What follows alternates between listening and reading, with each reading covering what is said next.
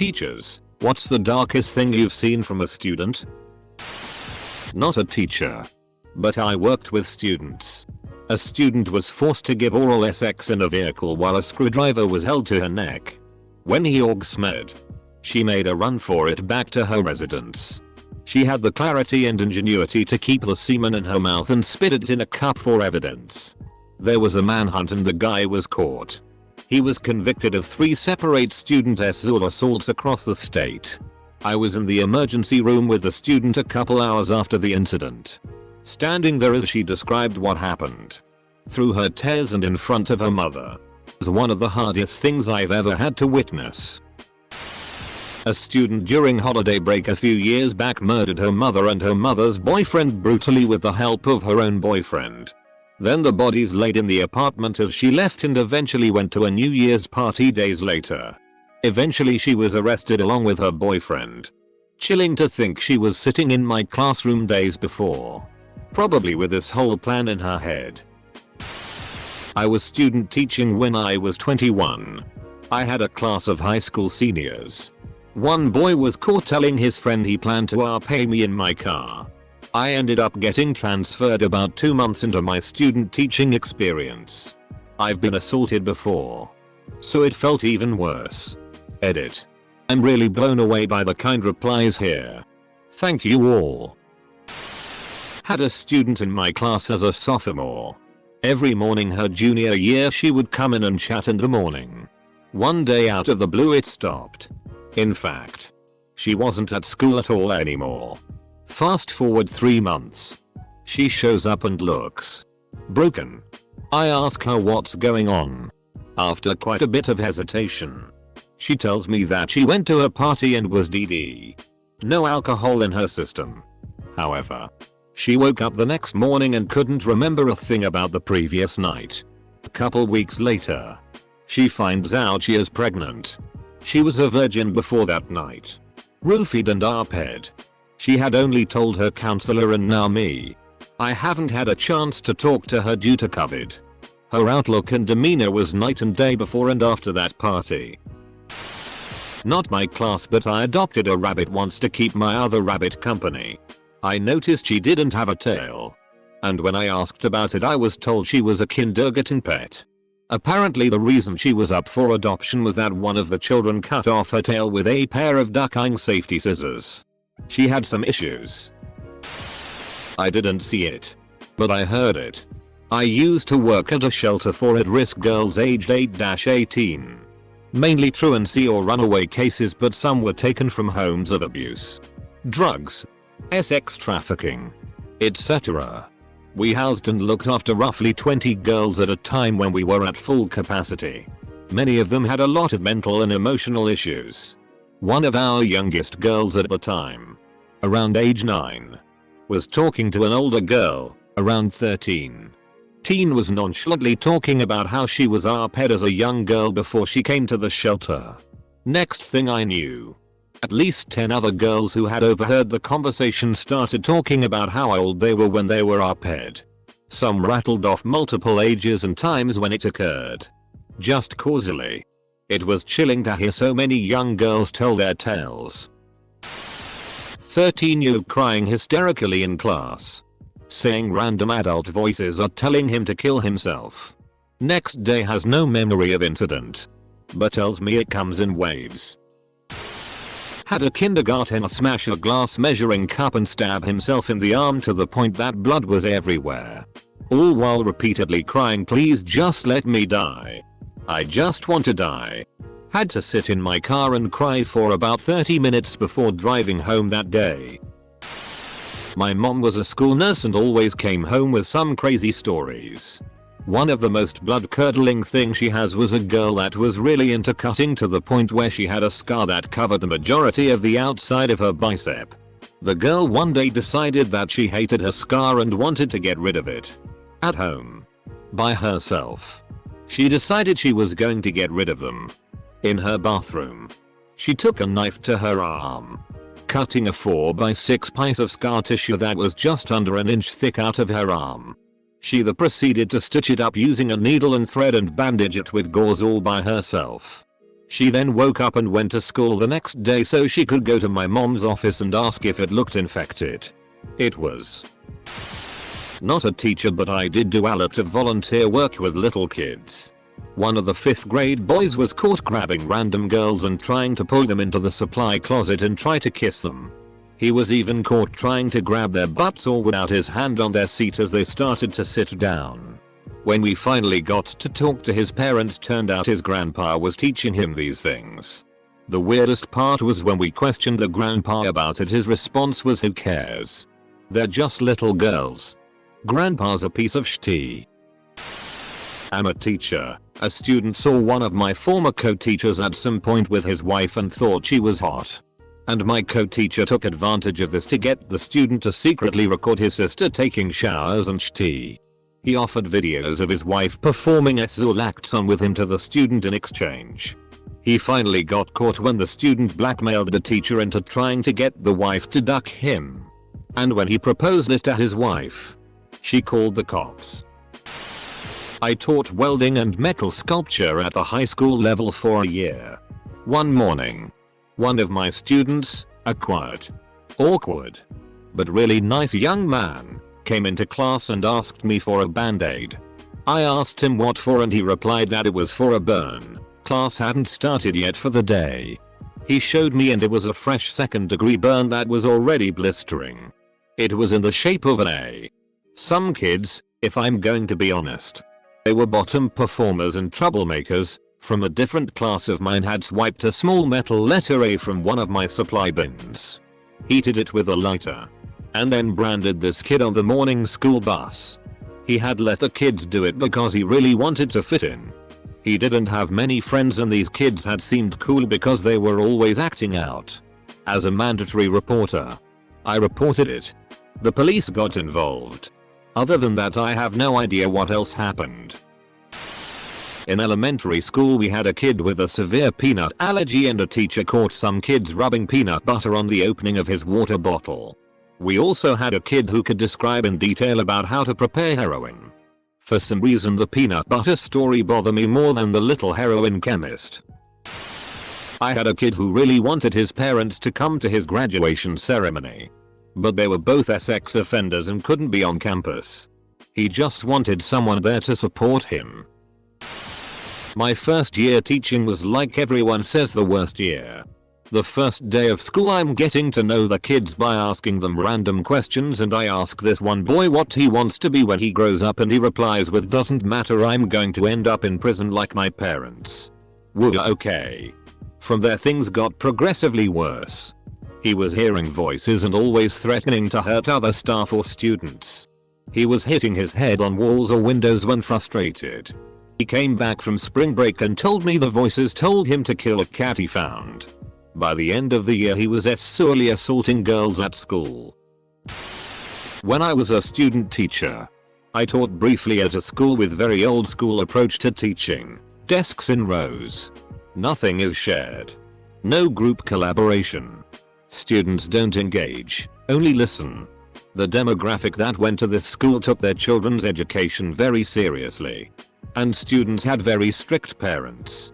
On one of the first days meeting my class of grade 3 students, I had the students wash their hands before doing an activity. I was helping some students roll up their sleeves while they were washing. I got to the last student, and my mentor teacher tells me to stop, which caught me by surprise. She pulled me over and told me that particular student had cuts and bruises all the way up his arm from alleged domestic abuse. The relevant government agencies were already involved in the case. She noticed it when she realized he always flinched when she came near his arms. The fact that he never gave high fives, or that he only ever wore long sleeve shirts to school. It was one of those sobering moments where you realize there is still evil in this world. In my anatomy class I had a kid grab a scalpel and just about try to kill himself in front of me. Had to grab the scalpel and talk him down. He had been suicidal all year. Hope he's okay now. When I was in JR High I was self-harming under my desk with a pencil sharpener. My teacher walked to my desk and discreetly put his hand out. I put it in his hand and he walked away. I still remember that. I wish I could go back and thank him for it. The teacher next to me in one portable classroom arrived to find a used condom tied to the doorknob. They did catch the kid that placed it there. It shocked everyone. I've got two. I had a student casually tell me about how he pulled the eyes out of his rabbit's head. He explained how there was blood everywhere. This was my first day working as a supply teacher at that school, and my first conversation with the student. I later brought it up to support staff and they were shocked he mentioned it to me. Apparently he killed his rabbit because his mom loved it more than she loved him. The boy was now in foster care, as his mother was a drug addict. He shared a lot of really dark stuff with me that day. Another one, more sad than dark, was at a different school. Students had to write their address for an assignment, but this 4th grade girl didn't know hers. Another student asked me, "Do you know where the so and so motel is? She lives there." Really broke my heart, as this girl was so young and innocent, and didn't really understand how unfortunate her living situation was as she proudly googled the motel and found her address. Really low income part of town. A former student of mine was always the quiet one in class.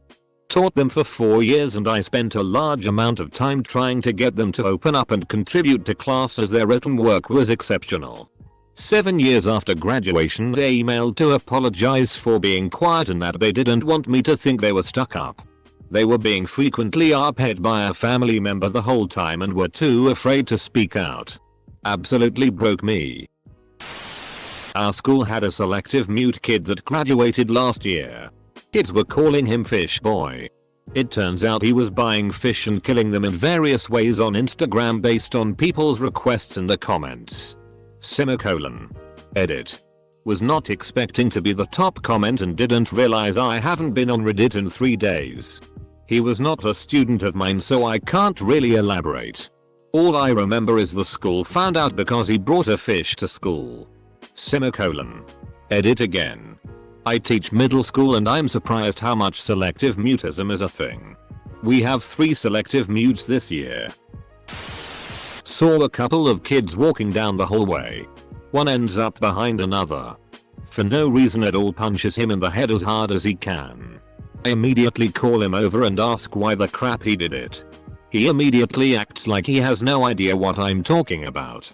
If I hadn't seen him do it I'd probably have believed it, he was so convincing. I remind him there are cameras and then he admits he did it just because he wanted to. No remorse. No reason. No regret. I had multiple other incidents like that with him through the year. I worked in a low-income high-needs school then and tried my best not to judge my students, but it was weird to honestly believe this 14-year-old was going to seriously injure or kill someone one day. Darkest thing. I was an intervention specialist. Had a student who was a mysterious pooper. For a while he would poop on the floor in the bathroom and no one knew who was doing it. I'm not a teacher, but in junior high we had a special ed kid and everyone got along with him. And the 2 troublemakers we had gave him a knife and told him to hurt himself with it. They got suspended or expelled. A list simply entitled "The List" with a few students' names and my co-teacher's name on it. Was a student with some serious behavioral disabilities on it who admitted it was a kill list. Edit. RIP my inbox. Lots of people on here who experienced something similar. No, this was not recent. The student received appropriate support after this incident. Well, hey. I actually had a year where kids were doing personal narratives and sharing them with the class. They knew in advance of choosing their story that they'd be sharing with the class. One kid told the story of her dad killing her mom and then himself, which he woke up to on Christmas morning. Another talked about defending her brother in court for beating her dad within an inch of his life when he found out dad was sexually abusing her. The next told about fleeing the cartels after his dad killed one of them to protect him and seeking asylum in America. Let me tell you, kids have seen some shitty as a light at the end of the tunnel. After like 5 of these kinds of stories in a row, I asked if anyone had a happy story to break all the sadness. This bright-eyed kid popped right up and told about his dog having puppies and offering them to the traumatized kids. There was kid in my wife's class that squeezed the classroom hamster to death. He just wanted to tend the rabbits. Not a teacher. But when I was in high school my senior year, a guy in my English class asked me out. I wasn't into him, but I didn't want to hurt his feelings, so I said that I wasn't really looking to date anyone. Every day for the rest of the semester he sat behind me in class and would describe in vivid detail the ways he was going to murder me. One example of this was him cutting my legs off and dragging me behind his car. Someone told me that he waited for me to leave school one day.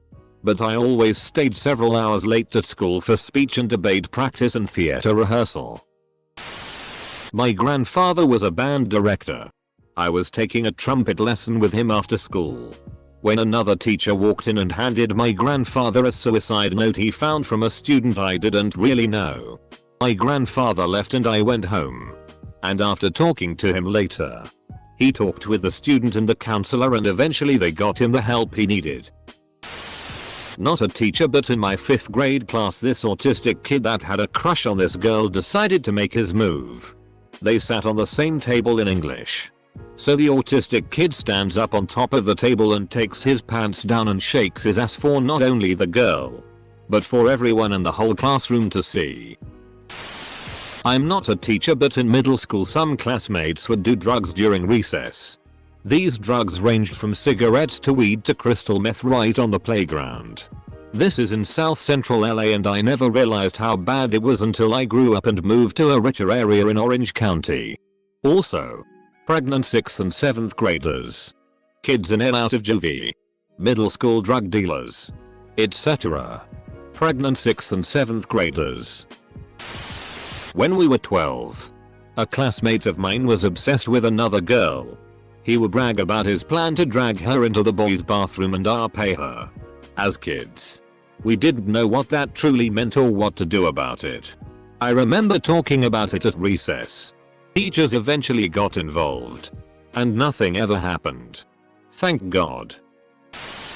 I teach an algebra class and I was explaining how, in our city at least, your address tells you how far you are from the central streets like a Cartesian coordinate system. A girl, who happens to be my daughter's friend, volunteered to let me graph her address. 3 months later a boy got expelled for threatening to shoot up the school.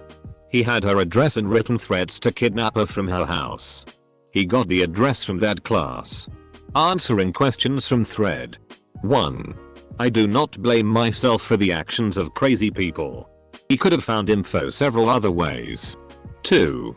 I put my address up first and my daughter's friend wanted to use hers so that they could know the distance between their houses, was the point of the exercise. 3.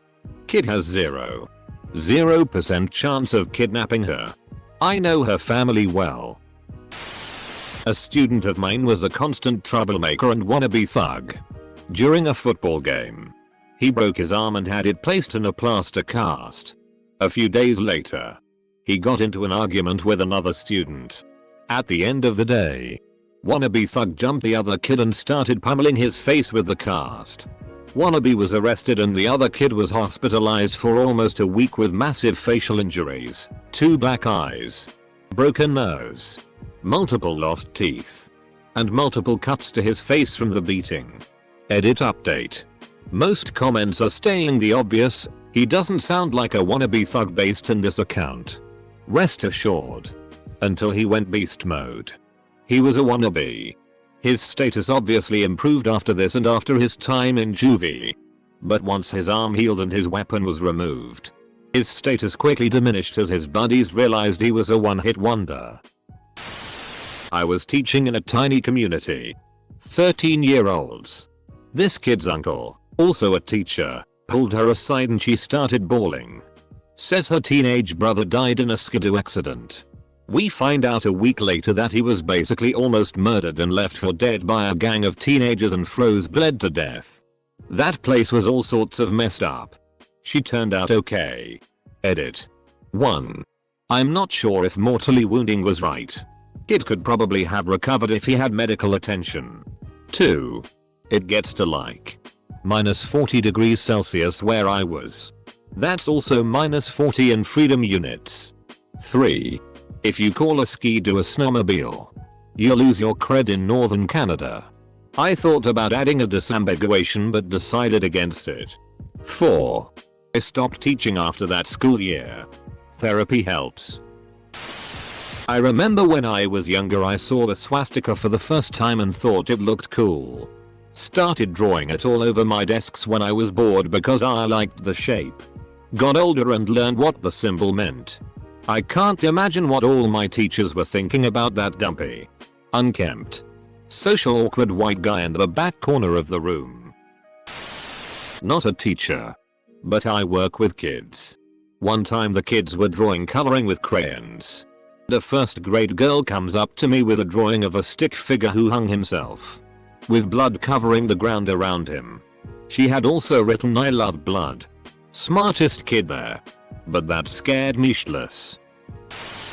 I had a student run in front of the school bus because he said he would rather die than go home.